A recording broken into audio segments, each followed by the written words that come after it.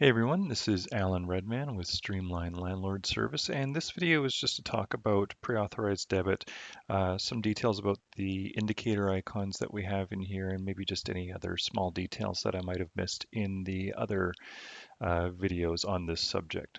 So, what do I mean when I say indicator icons? What I mean is right now we've got this red indicator icon here.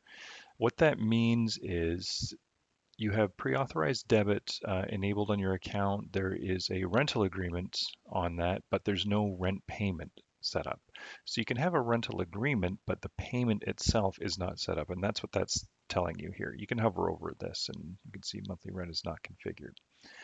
So we have these indicator icons so you can see at a glance, if you have a lot of properties, this is very useful, but you can see at a glance what needs to be done or anything that's missing a payment. So we can see it there. We can see it in tenants. We can see Scotty Fry does not have a monthly rent payment. And then we can also see it in rental agreements. If we had a multi-unit property, like if we had an apartment building here and some of them were set up and some of them weren't, you'd see one that was half green, half red. And then you can go edit property and you can see the individual units. So you can see right down to the property unit level, which has a payment configured. So if we just go here to tenant payments and you'll notice he doesn't have a monthly rent payment. Let's just go monthly rent and we'll set that up, go into primary bank account and create that. Now, if we go back to properties, we can see that it turns green. So that's really all there is to know about these indicator icons here is that they're red, meaning if they're red, it means, hey, there should be a rent payment set up, but there isn't one. And if it's green, that means, hey, everything's all good. And if it's a combination of red and green, that might be a multi-unit apartment where some are good and some are not.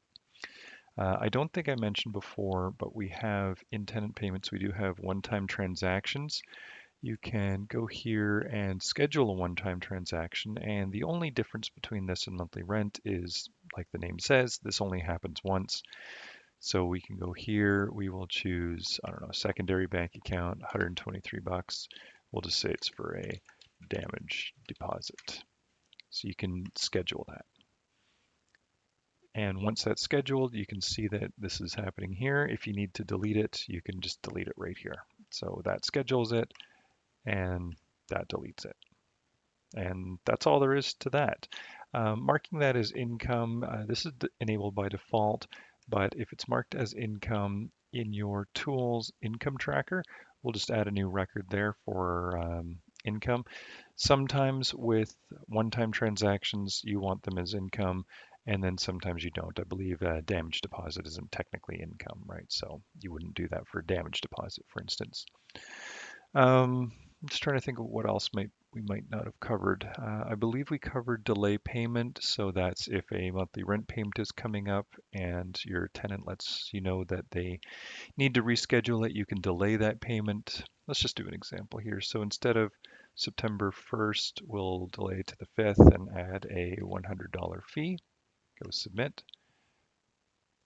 Now we can see that on September 5th, there's an 1150 amounts. That was the original 1050 plus the $100 late payment fee.